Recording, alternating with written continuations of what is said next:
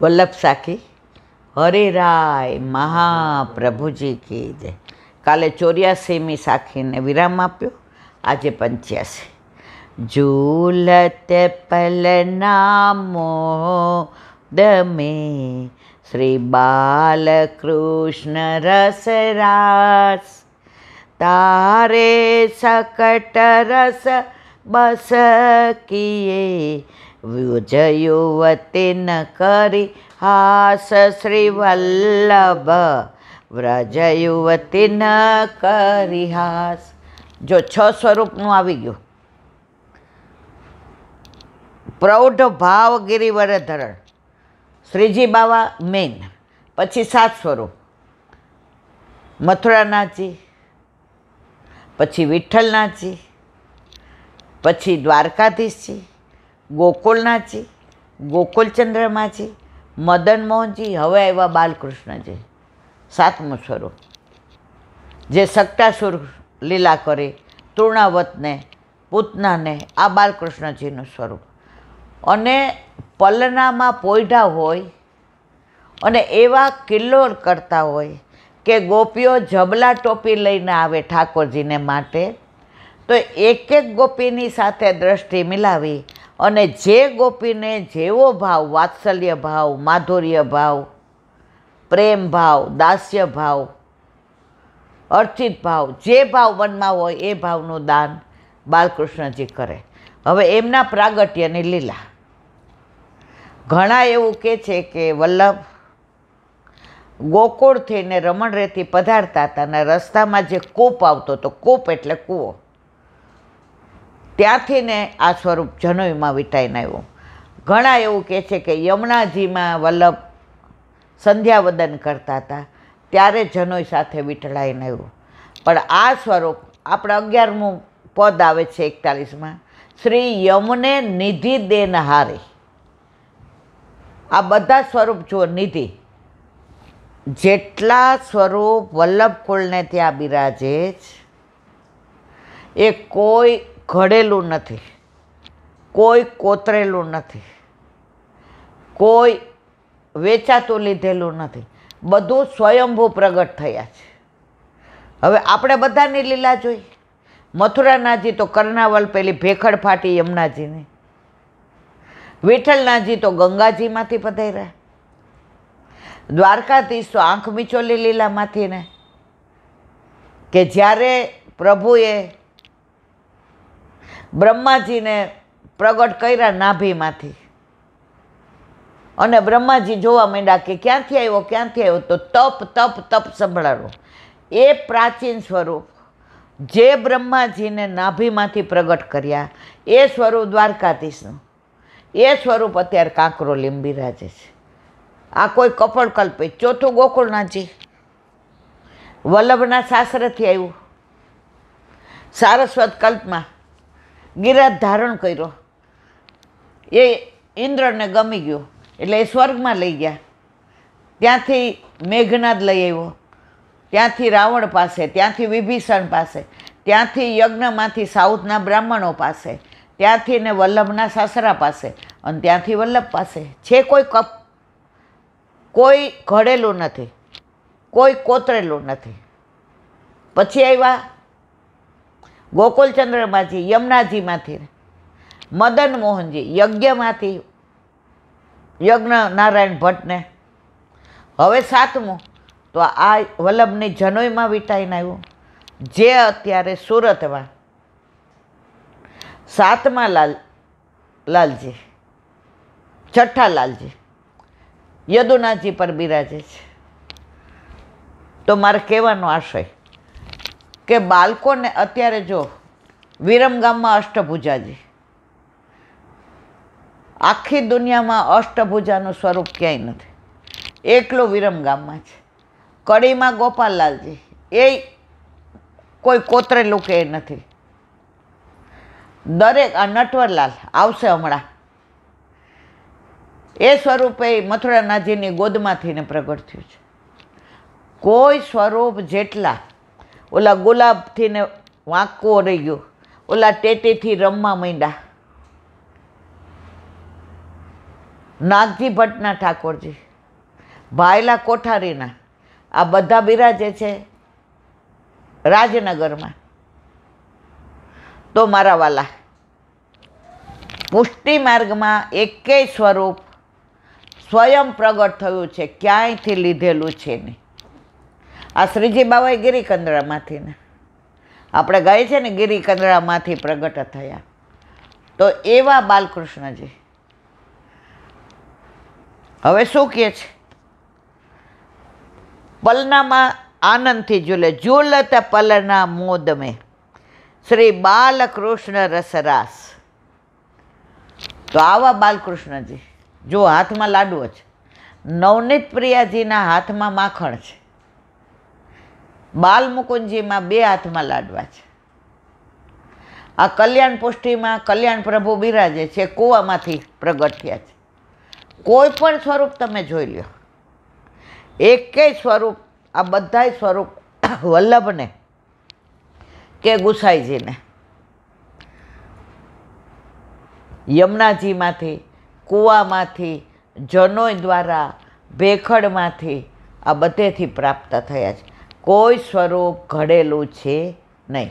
તો આ બાલકૃષ્ણજીનું સ્વરૂપ હાથમાં લડવા. પેલા કિશોરીબાઈને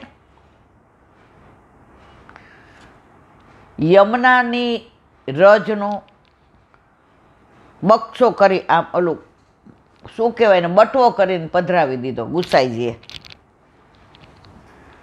કિશોરીબાઈ સામું જોવા મેં,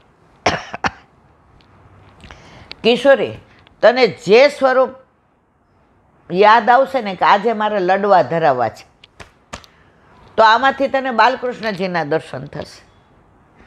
તને માખણ ધરાવવાનું મન થાય તો નવનીત પ્રિયાજી, વૈષ્ણવોને બોલાવવાનું મન થાય તો શ્રીજી બાવા, ગોચારણનું તને મન થાય તો મથુરાનાથજી, બધાની જોડે રાસ કરવાનું મન થાય તો ગોકુલચંદ્ર માજી ને મદન મોહનજી. તો જે કંઈ આપણા ઘરે આપણા માથે બિરાજતું આપણું સ્વરૂપ, એમાં 7 સ્વરૂપ આવી જાય છે. જ્યારે તમને ઘણીવાર તમે માર કરજો, તમે બધી તૈયારી કરીને બેઠા હો ને તો કાંઈક ને કાંઈ 10 વાર ઊભું થવું પડે. સમજી જવાનું ઠાકોરજી રાસલીલા કરે જ, ગોકુલચંદ્ર માજી, મદન મોહનજી. ઘણીવાર તમારે માખણ ધરાવ્યું હોય અને વધુ થઈ ગયું હોય તો બીજી વાર ધરાવવાનું મન, સમજી જવાનું આપણા નવનીત પ્રિયાજી છે. લાડવા ધરાવવાનું મન થાય તો બાલકૃષ્ણજી છે. તો આપણા ઘરે આપણા માથે બિરાજતા આપણા ઠાકોરજીમાં બધા જ સ્વરૂપ આવી જાય છે. તો આ ઠાકોરજી પલનામાં ઝૂલતા હોય અને હાસ્ય દ્વારા જે બધાને મોદ કરાવે, મોદ એટલે આનંદ. વલ્લભે ખાસ બધું મોદનું કહ્યું, નમામી યમુના મહમ સકલ સિદ્ધિ હેતુ મુદ્દા. આનંદપૂર્વક ઘણા 108 કરે પાઠ યમુનાજીના. ઓલા સિંગદાણાલી શરૂઆતમાં નમામી યમુના મહમ સકલ, પછી છેલ્લા હોય ને 25 નમામી યમુના મહમ સકલ સિદ્ધિ હેતુ મુરારી પદ. આનો કોઈ મતલબ નથી. એકવાર કરો, પહોંચી જાઓ ઠકરાણી ઘાટ. વલ્લભ સાક્ષાત હાથમાં કમળના માળાજી લઈને યમુનાજી પ્રગટ થઈને વલ્લભ પૂછે, દમલા આમાં કયો ઠકરાણી ઘાટ અને કયો ગોવિંદ ઘાટ? તરત મહારાણીમાં પ્રગટ થાય કમળના માળાજીને, વલ્લભ આ ઠકરાણી ઘાટ અને આ ગોવિંદ ઘાટ. રાવલથી ઠકરાણી ઘાટ સુધીની હદ સામનેજીની અને માવનથી ગોવિંદ ઘાટ સુધીની હદ એ આપની. અને પછી ગાવ, પછી સઘોષ ગતિ દંતુરા યમુનાજી ઠાકોરજીને મળવા માટે પધારે છે. તો જેમ યુવતી પહેલી વાર સગાઈ થઈ હોય અને એના પ્રિય તમને મળવા જાય ને ગણગણ ગણગણ કરતી જાય, એમ સઘોષ એટલે યમુનાજી સુંદર અવાજ કરતા આવે છે કે હું મારા પ્રિય તમને. આ ખાલી એકવાર પાઠ કરો અને આ બધી લીલાને તમે નજરે નિહાળો, પછી 108 વાર કરવાની જરૂર નથી. તો આવું આ 7 સ્વરૂપનું હરિરાયજીએ વિવરણ કર્યું. હવે 7 બાળકોનું આવશે. આપણે આ બધું કરેલું છે એટલે વધુ વિવરણ કરતા નથી. પણ છતાંય પણ લગ્ન હોય એના ગીત ન ગાઈએ તો લગ્નવાળાને મજા ન આવે. એમ જે સ્વરૂપનું હોય એનું વર્ણન થોડું અનુસંધાનમાં કરીએ તો આ બાલકૃષ્ણજી એનો નાનો પ્રસંગ. બાલકૃષ્ણજીની હવેલીમાં વર્ષો પહેલાં શાક ઘરમાં બધા વૈષ્ણવ જાય તો સુરતમાં એક બેન રહેતા હતા, રોજ શાક ઘરમાં જાય. હવે શાકના બધા છોડા નીકળ્યા તો થેલીમાં લીધા કે મારા ઘરે ગાય છે એને ખવડાવી દઈશ. નીચે ઉતરા તો જે સંધ્યાવંદન કરતા હતા એણે પૂછ્યું, અહીંયા આવો, અહીંયા આવો, આ થેલીમાં શું લઈ જાઉં છું?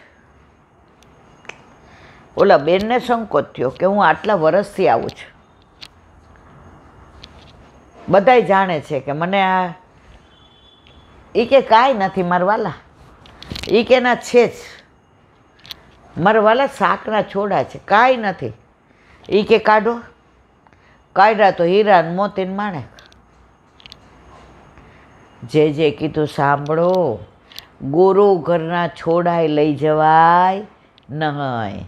ગુરુ દ્રવ્ય, દેવ દ્રવ્ય, આ બધામાં આ દોષ પડે ને પડે. ત્યારથી બેન સમજી ગયા કે આપણે ગુરુ ઘરેથી કાંઈ પણ લઈ જવાય નહીં, સિવાય ગુરુ અધરામૃતની આજ્ઞા કરે તો આપણે લેવાય. આપણી જાતે મુખિયાજીને ન કહેવાય. એક વૈષ્ણવ હતા, એ મંદિરમાં મુખિયાજી હારે એના ઘર જેવો. આ તો વર્ષો પહેલાંની વાત છે. એટલે પછી મુખિયાજીને કે મને બહુ સામગ્રી નથી આવડતી, તો તમારે મને અઠવાડિયે ઢાળો છે કે આંકડાની છે કે જાળીવાળી છે એ અહીંયા કરો ને, એમાંથી મારા માટે આટલી કાઢી લેવી, હું તમને ન્યોછાવર આપી દઈશ. મુખિયાજી કે સારું. હવે એ તો ધરાવે. ગુરુ છે ને વૈષ્ણવનો પોતાનો બગાડ થવા ન દે, એને ગુરુ કહેવાય. હવે ગુરુ તો અંતર્યામી. 2-3 મહિના સુધી એણે રાહ જોઈ ગુરુદેવે કે આ ખોટું થાય છે. પછી એક દિવસ ગુરુદેવ બિરાજતા હતા, આ બેનને ખબર નહીં, એટલે એણે કીધું, મુખિયાજી આ 100 રૂપિયા અહીં મૂકું છું, આ જે ધરાયું હોય એ મને આપી દો. એટલે મુખિયાજી મૂંઝાણા, કારણ કે છાનું મનું કરતા હતા. ગુરુદેવ કાંઈ ન બોલ્યા, ખેલ જોયો. મુખિયાજીને ખબર નહીં ગુરુદેવ આવી ગયા છે.